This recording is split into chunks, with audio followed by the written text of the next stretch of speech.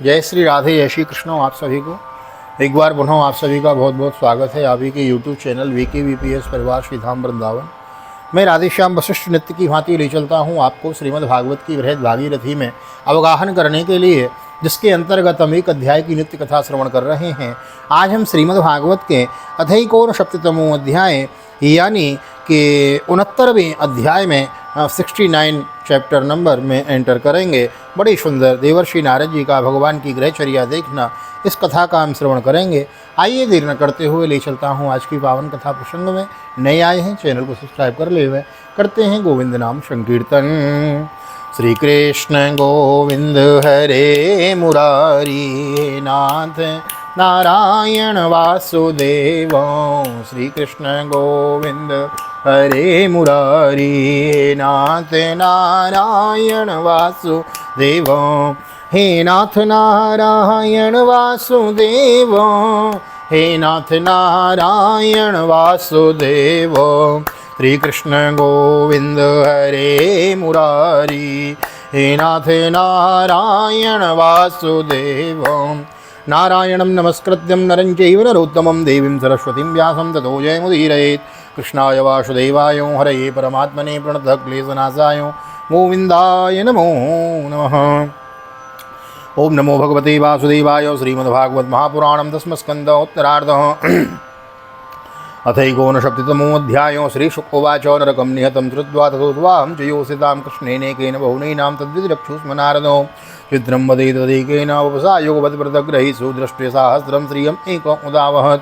इत्योत्सुको द्वारवतीं देवर्षि द्रष्टुमागमत्। पुष्पितोपवनाराम द्विजालीकुलनालिन्दिताम् उत्फिल्लिन्दीवराम्बोज कल्लार कुमुदोत्पले शुत्रछुरतेषु सरस्सूच्चे कूजिता मंससारसैः। श्री सुखदेव जी कहते हैं, परीक्षित, जब देवर्षि नारद ने सुना कि भगवान श्री कृष्ण ने नरकासुर भौमासुर को मारकर अकेले ही हजारों राजकुमारियों के साथ विवाह कर लिया है, तब उनके मन में भगवान की रहन सहन देखने की बड़ी अभिलाषा हुई। वे सोचने लगे, अहो यह कितने आश्चर्य की बात है कि भगवान श्री कृष्ण ने एक ही शरीर से एक ही समय 16,000 महलों में अलग अलग 16,000 राजकुमारियों का पाणी ग्रहण किया।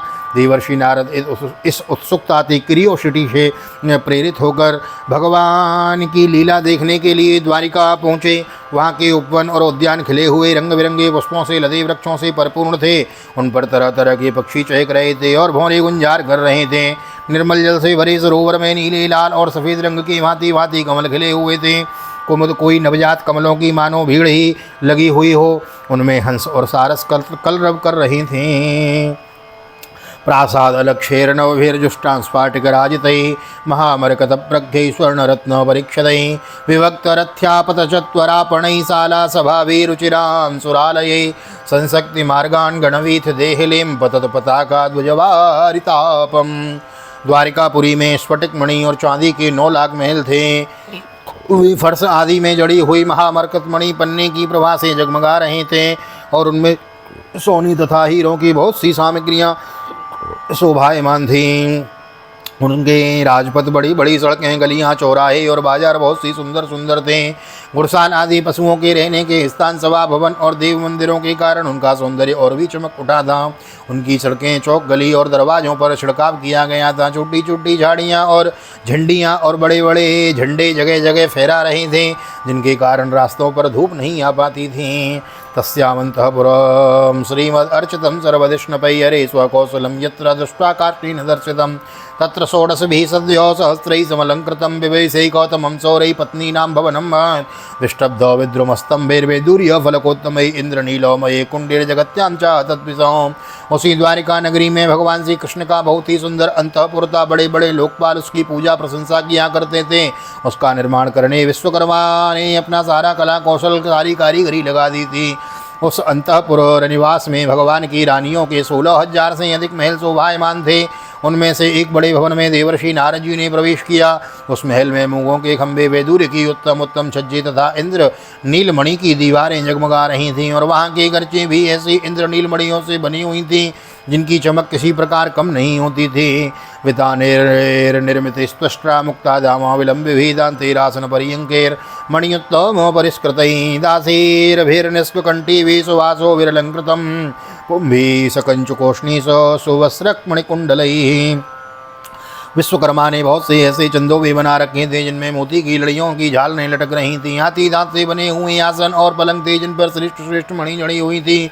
बहुत सी दासियां गले में सोने का हार पहनकर सुंदर वस्त्रों से सुसज्जित होकर तथा बहुत से सेवक भी जामा पगड़ी और सुंदर सुंदर वस्त्र पहने कर जड़ाऊ कुंडल धारण किए हुए अपनी अपनी काम में व्यस्त थे और महल की शोभा बढ़ा रहे थे। ओम रत्न प्रदीपा निगरद्युतिभिर्निरस्तो ध्वान्तं विचित्रबलभीषु शिखण्डिनोऽङ्गं नद्यन्ति यत्र विहिता गुरुधूपमक्षैर्निर्यान्तमीक्षगणबोध्योदन् उन्नदन्तो तस्मिन् समानगुणरूपवयस्य वेशो दासी सहस्रयुतयानुसवं गृहिण्या विभ्रोददर्शचरम चामरव्यजनेन रुक्मोदण्डेन सात्वतपतिं परिवीजयन्त्यो तम सन्निरीक्ष भगवान् सहसोत्थित श्रीपर्यङ्कतः सकलधर्मभृतां वरिष्ठो आनम्य पादयुगलं शिरसा किरीटो जुष्टेन साञ्जलिर्वीशितदासने स्वें। अनेकों रत्न प्रदीप अपनी जगमगाहट से उसका अंधकार दूर कर रहे थे। अगर की धूप देने के कारण झरोकों से धुआं निकल रहा था। उसे देखकर रंग बिरंगे मणिमय छज्जों पर बैठे हुए मोर बादलों के भ्रम में कूक कूक कर नाचने लगते। देवर्षि नारद जी ने देखा कि भगवान श्री कृष्ण उस महल की स्वामिनी रुक्मणी जी के साथ बैठे हुए हैं और वे अपने हाथों से भगवान को सोने की डंडी वाली चंवर से हवा कर रही हैं। यद्यपि उन महल में रुक्मणी जी की समान ही गुण रूप अवस्था और वेशभूषा वाली सहस्रों दासियां भी हर समय विद्यमान रहती थीं। नारद जी को देखते ही समस्त धर्मों के मुकुटमणि भगवान श्री कृष्ण रुक्मणी जी के पलंग से सहसा उठ खड़े हुए। उन्होंने देवर्षि नारद के युगल चरण कमलों में मुकुट युक्त सिर से प्रणाम किया। हाथ जोड़कर उन्हें अपने आसन पर बिठाया।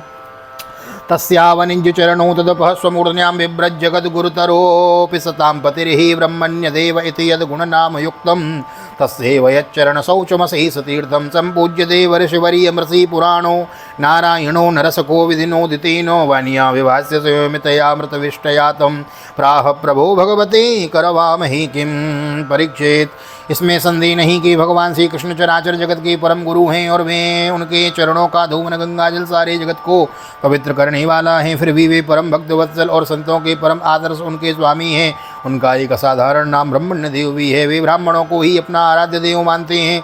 उनका यह नाम उनके गुण के अनुरूप एवं उचित ही है। तभी तो भगवान श्री कृष्ण ने स्वयं ही नारद जी के पांव पकारे उनका चरणामृत अपने सिर पर धारण किया।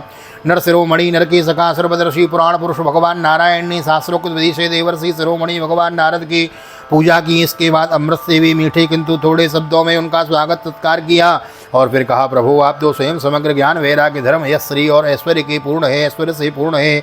आपकी हम क्या सेवा करें। नारद उवाचो नैवाद्भुतं त्वयि विभो किल लोकनाथे मैत्री जनेषु सकलेषु दमखलानां निःश्रेयसाय जगदस्थितिरक्षणाभ्यां स्वैरावतार उर्गाय विधाम सुष्ठो दृष्टं तवाङ्घ्रियुगलं जनतापवर्गं ब्रह्मादिभिर्हृदि विचिन्त्य मगाधबोधैः संसारकूपपतितोद्धरणावलम्बं ध्यायन् चराम्यनुगृहाण यथा स्मृति स्यात्। देवर्षि नारद ने कहा, भगवान आप समस्त लोगों के एकमात्र स्वामी हैं। आपके लिए यह कोई नई बात नहीं है कि आप अपने भक्तजनों से प्रेम करते हैं और दुष्टों को दंड देते हैं। परम यशस्वी प्रभु, आपने जगत की स्थिति और रक्षा के द्वारा समस्त जीवों का कल्याण करने के लिए स्वेच्छा से अवतार ग्रहण किया है। भगवान यह बात हम भली भांति जानते हैं। दृष्टं तवाङ्घ्रियुगलं जनतापवर्गं ब्रह्मादिभिर्हृदि विचिन्त्य मगाधबोधैः संसारकूपपतितोद्धरणावलम्बं ध्यायश्चरानुगृह्णान् यथा स्मृति स्यात्।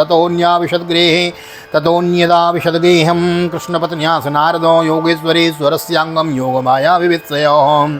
यह बड़े सौभाग्य की बात है कि आज मुझे आपके चरण कमलों के दर्शन हुए हैं। आपके ये चरण कमल संपूर्ण जगत को परम साम्य मोक्ष देने में समर्थ हैं, जिनके ज्ञान की कोई सीमा नहीं है। वे ब्रह्मा शंकर आदि सदा सर्वदा अपने हृदय में उनका चिंतन करते रहते हैं। वास्तव में वे श्री शरण ही संसार रूप कुएं में गिरे हुए लोगों को बाहर निकालने के लिए अवलंब है। आप ऐसी कृपा कीजिए कि आपकी उन चरण कमलों की स्मृति सर्वदा बनी रहे। मैं चाहे जहाँ जैसे रहूँ उनके ध्यान में तन्मय रहूँ। परीक्षित, इसके बाद देवर्षि नारद योगेश्वरों के भी ईश्वर भगवान श्री कृष्ण की योग माया का रहस्य जानने के लिए उनकी दूसरी पत्नी के महल में गए।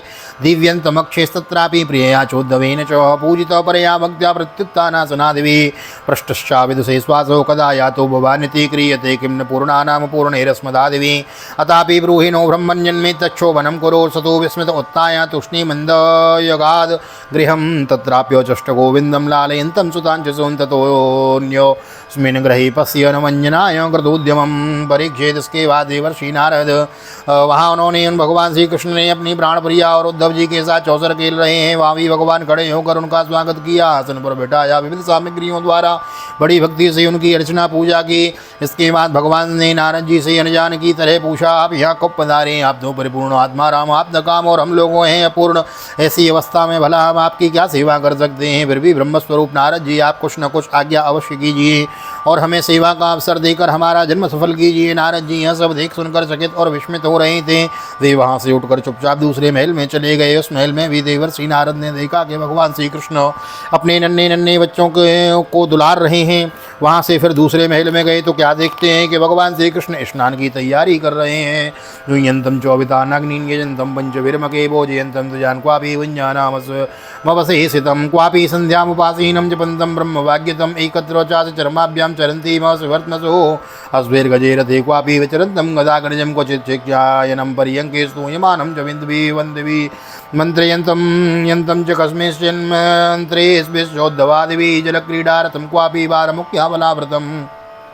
इसी प्रकार देवर्षि नारद ने विभिन्न महलों में भगवान को भिन्न भिन्न कार्य करते देखा। कहीं वे यज्ञ कुंडों में हवन कर रहे थे तो कहीं पंचमहायज्ञों से देवता आदि की आराधना कर रहे थे, कहीं ब्राह्मणों को भोजन करा रहे हैं तो कहीं यज्ञ के अवशेष से स्वयं भोजन कर रहे हैं, कहीं संध्या कर रहे हैं तो कहीं मौन होकर गायत्री का जाप कर रहे हैं, कहीं हाथों में ढाल तलवार लेकर उनको चलाने के पैंतरे बदल रहे हैं, कहीं घोड़े हाथी अथवा रथ पर सवार होकर श्री कृष्ण विचरण कर रहे हैं, कहीं पलंग पर सो रहे हैं तो कहीं बंदीजन उनकी स्तुति कर रहे हैं, किसी महल में उद्धव आदि मंत्रियों के साथ किसी गंभीर विषय पर परामर्श कर रहे हैं तो कहीं उत्तम उत्तम वरांगनाओं से घिरकर जल क्रीड़ा कर रहे हैं। कुत्रचित् द्विजमुखेभ्यो दन्तन्तं गां स्वलंकृतो इतिहास पुराणानि शृण्वन्तं मंगलानि च हसन्तं हास्यकथया कदाचित् प्रियया गृहे क्वापि धर्मं सेवना सेवमानामर्थकामो च कुत्रचित् ध्यायन्तमेकमासीनं पुरुषं प्रकृते परं शुश्रूषन्तं कुरुन् क्वापि कामेर्भोगेश पर्ययः। कहीं घोड़े हाथी अथवा रथ पर सवार होकर श्री कृष्ण विचरण कर रहे हैं, कहीं पलंग पर सो रहे हैं तो कहीं बंदीजन उनकी स्तुति कर रहे हैं, किसी महल में उद्धव आदि मंत्रियों के साथ किसी गंभीर विषय पर परामर्श कर रहे हैं तो कहीं उत्तम उत्तम वरांगनाओं के साथ गिरकर जल क्रीड़ा कर रहे हैं, कहीं श्रेष्ठ ब्राह्मणों को वस्त्राभूषण से सुसज्जित गौओं का दान कर रहे हैं तो कहीं मंगलमय इतिहास पुराणों का श्रवण कर रहे हैं, कहीं किसी पत्नी के महल में अपनी प्राण प्रिया के साथ हास्य विनोद की बातें करके हंस रहे हैं तो कहीं धर्म का सेवन कर रहे हैं, कहीं अर्थ का सेवन कर रहे हैं, धन संग्रह और धन वृद्धि के कार्य में लगे हुए हैं तो कहीं धर्मानुकूल गृहस्थोचित विषयों का उपभोग कर रहे हैं, कहीं एकांत में बैठकर प्रकृति से अतीत पुराण पुरुष का ध्यान कर रहे हैं तो कहीं गुरुजनों को इच्छित भोग सामग्री समर्पित करके उनकी सेवा शुश्रूषा कर रहे हैं। कुर्वन्तं विग्रहं केचित् सन्धिं चान्यत्र केशवं कुत्रापि स रामेण चिन्तयन्तं सतां शिवं पुत्राणां द्वित्रीणां च काले विद्योपयापनं दारिर्वैरस्वतरसे कल्पयन्तं विभूतिभिः प्रस्तापनोपपानयनेरपत्यानां महोत्सवान् वीक्ष्य योगेश्वरे सस्य येषां लोका विस्मरे। देवर्षि नारद ने देखा कि भगवान श्री कृष्ण किसी के साथ युद्ध की बात कर रहे हैं तो किसी के साथ संधि की, कहीं भगवान बलराम जी के साथ बैठकर सत्पुरुषों के कल्याण के बारे में विचार कर रहे हैं, कहीं उचित समय पर पुत्र और कन्याओं का उनकी सदृश पत्नी और वरों के साथ बड़ी धूमधाम से विधिवत विवाह कर रहे हैं, कहीं घर से कन्याओं को विदा कर रहे हैं तो कहीं बुलाने की तैयारी में लगे हुए हैं। योगेश्वरेश्वर भगवान श्री कृष्ण के इन विराट उत्सवों को देखकर सभी लोग विस्मित चकित हो जाते थे। हिजन्दं सकलान् देवान् क्वापि कर्तुर्विरोर्जिते पूर्तयन्तं क्वचिद्धर्मं कूपारामो मठादेवी चरन्तं मृगयां क्वापि हेमारुह्यसेन्दवं ग्रन्थं तत्पशून्मेद्यान् परीतं यत् पुङ्गवै अव्यक्तो लिङ्गं प्रकृतिस्वन्तं पुरुगृहादिषु क्वचित् चरन्तं योगेशं तत्तद्भावभूत्सयो। कहीं बड़े बड़े यज्ञों के द्वारा समस्त देवताओं का यजन पूजन और कहीं कुएं बगीचे तथा मठ आदि मनवाकर इष्टापूर्त धर्म का आचरण कर रहे हैं, कहीं श्रेष्ठ यादवों से घिरे हुए सिंधु देशीय घोड़े पर चढ़कर मृगया कर रहे हैं। इस प्रकार यज्ञ के लिए मेद्य पशुओं का संग्रह कर रहे हैं और कहीं प्रजा में तथा अंतःपुर के महलों में वेश बदलकर छिपे रूप से सबका अभिप्राय जानने के लिए विचरण कर रहे हैं। क्यों ना हो भगवान योगेश्वर जो हैं।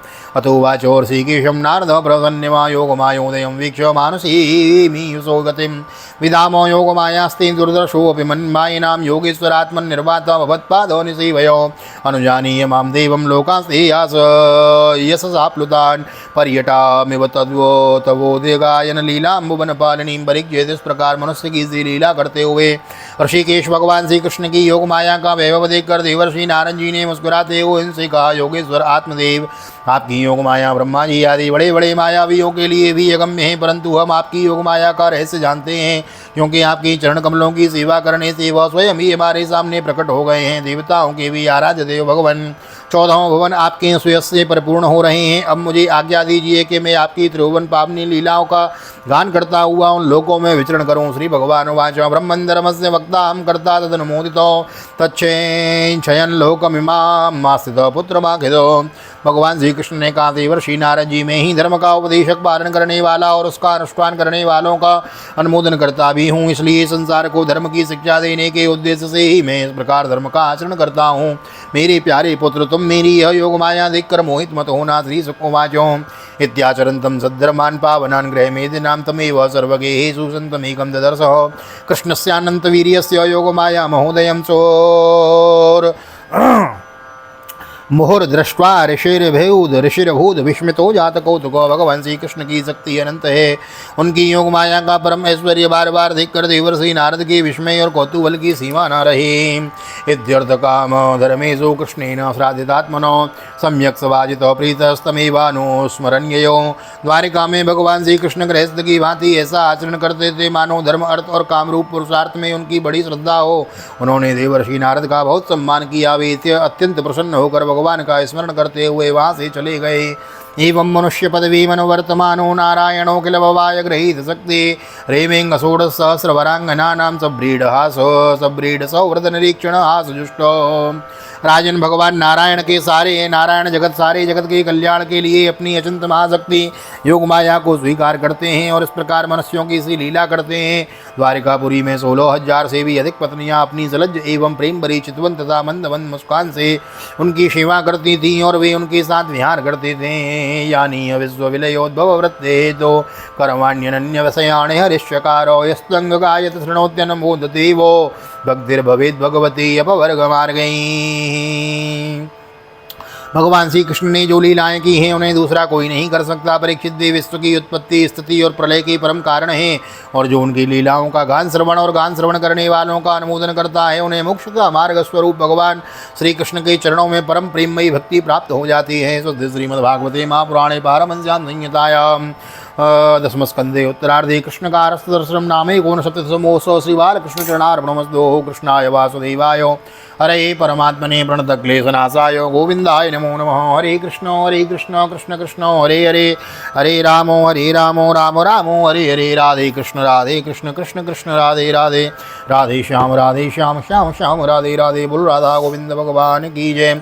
श्री निम्बार्क भगवान की जय। श्रीमद्भागवत महापुराण की जय। श्री वेदव्यास जी महाराज की जय। सुखदेव जी महाराज की जय। राजा परीक्षित जी महाराज की जय। राजा रामचंद्र भगवान की जय। श्री हनुमान जी महाराज की जय। गोवर्धन नाथ की जय। यमुने महारानी की जय। वृंदावन माँ की बिहारी लाल की जय। गैया मैया की जय। तुलसी मैया की जय। अपने अपने माता पिता की जय। सदगुरुदेव भगवान की जय। आज के आनंद की जय। जय जय श्री राधे, जय जय श्री राधे, जय जय श्री राधे श्याम, जय जय राधे, जय जय श्याम। सबको मिले वृंदावन धाम। ऐसी प्रार्थना मेरी ठाकुर जी के चरणों में। यहाँ तक वीडियो बनी है तो वीडियो को लाइक कर दीजिए, शेयर कर दीजिए। नए आए हैं चैनल को सब्सक्राइब कर लीजिए, बेल आइकन को प्रेस कर दीजिए, जिससे होगा यह कि आने वाली वीडियो की नोटिफिकेशन सबसे पहले आपको प्राप्त होगी। नोटिफिकेशन आए उसे मिस मत कीजिए। खोलिए, जाइए, सुनिए। समय नहीं मिलता, सोते समय जागते समय सुनिए। बच्चों को सुनाएं, बालकों को सुनाएं। मिलते हैं अगली वीडियो में, तब तक के लिए श्री धाम वृंदावन से आप सभी को हृदय से प्यार भरी जय श्री राधे, जय श्री कृष्ण, हरि ओम।